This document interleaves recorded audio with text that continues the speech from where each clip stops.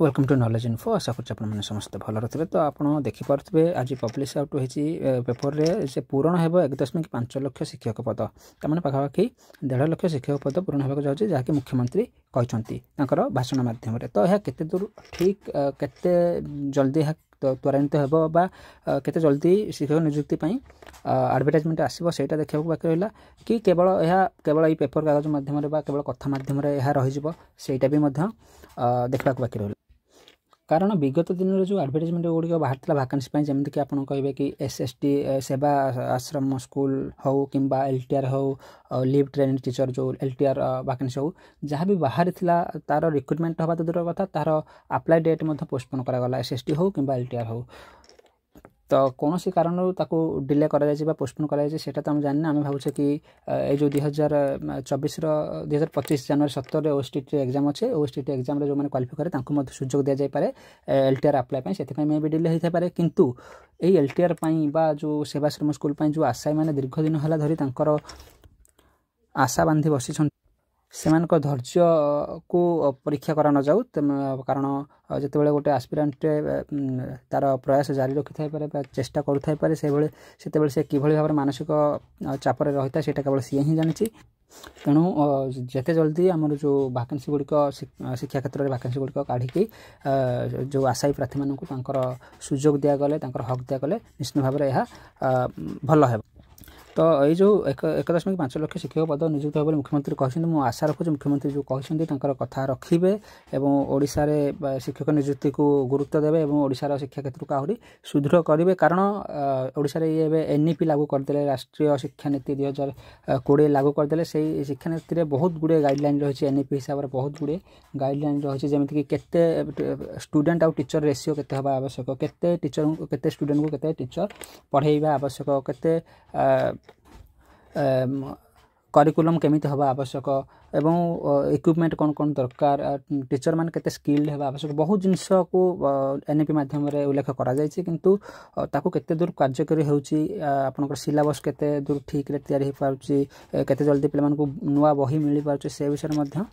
गुरुत्व देवा आवश्यक केवल एनईपी लागू करदेल हबनी एनईपी जो आवश्यक इक्विपमेंट मध्य जोगाई देवा आवश्यक ता सहित आवश्यक मात्रा शिक्षक नियुक्त होगा आवश्यक जहाँफल कि शिक्षा व्यवस्था सुरखुरी चल पार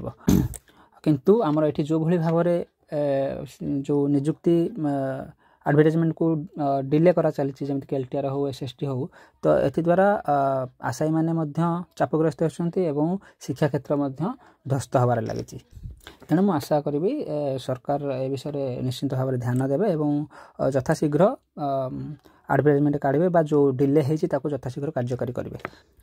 तो ये जो 1.5 लाख आप देखिपे शिक्षक नियुक्त हम ये मोस्ट प्रोबेबली मत लगुच कि आहरी जेटी पोस्ट आसो जूनियर टीचर बा पीआरटी जो प्राथमिक विद्यालय टीचर गुड़िक आसो ये कहूँ कारण आप देखिपे कहते कि मुख्यमंत्री कहते 8000 पंचायत खोल आदर्श विद्यालय माने पाखापाखि 8000 पंचायत रे ओडिशा आदर्श विद्यालय प्राथमिक ओडिशा आदर्श विद्यालय खोल जो कि प्राथमिक टीचर आवश्यक बा जेटी जूनियर टीचर आवश्यकता रही जूनियर टीचर जो आवश्यकता है किंतु केते मात्रा रे यह कार्यकारी होउची केते जल्दी ए स्कूल खोलुची केते जल्दी नियुक्ति होउची सेटा ही होउची सबठार बड़ कथा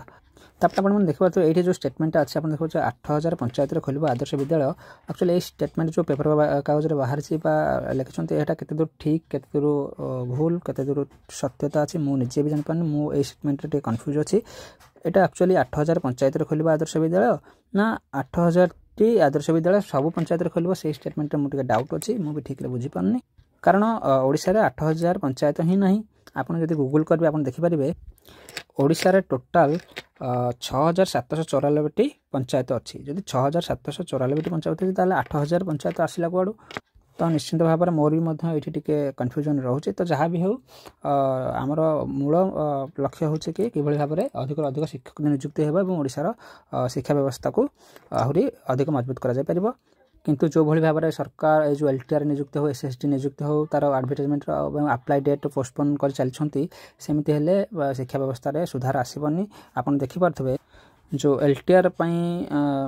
टीचर संघ बर्तमान राजरास्तार को ओह्लैसी जदि टीचर संघ जो टीचर मैंने जो जाकि चौखड़ी धरी पिला पाठ पढ़ा जगह जदि आसी रास्तार बसवे ताले शिक्षा व्यवस्था किभली भाव में चलो सेटा आप निजे भाई पार्थ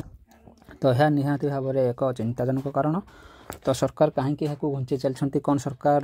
गेस्ट टीचर माध्यम यही शिक्षा व्यवस्था को चलैया चाहते कि जदि सेमती होता है निहाती भाव में शिक्षा व्यवस्था कौन उन्नति घटब ना परमानेंट नियुक्ति दिंतु परमानेंट प्रोसेस माध्यम जल्दी जल्दी टीचर नियुक्ति दिंतु एवं केवल टीचर नुह नॉन टीचिंग स्टाफ उपयुक्त मात्रा एनईपी हिसाब से जोगे दिंतु जमीक क्लर्क हो लाइब्रेरियन हो लैबोरेटरी असिस्टेंट हो समस्त नॉन टीचिंग स्टाफ नियुक्ति प्रक्रिया आरंभ करूँ रिक्वायरमेंट आरंभ करूँ जहाँफल कि समस्ते नियुक्ति पाइबा सहित शिक्षा व्यवस्था आहरी मजबूत हो शिक्षा व्यवस्था मजबूत हेल्ले निहाती भाव में राज्य उन्नति कर तो निहाती भाव में आम समस्त मिलमिशि चेष्टा करवा कि शिक्षा व्यवस्था आउ टे आगक ना उन्नति करवा तो आशा कर वीडियो आपको इनफर्मेटिव जब वीडियो आपको इनफर्मेटिव चैनल को सब्सक्राइब करूँ बेल आइकन को ऑन कर बहुत बहुत धन्यवाद।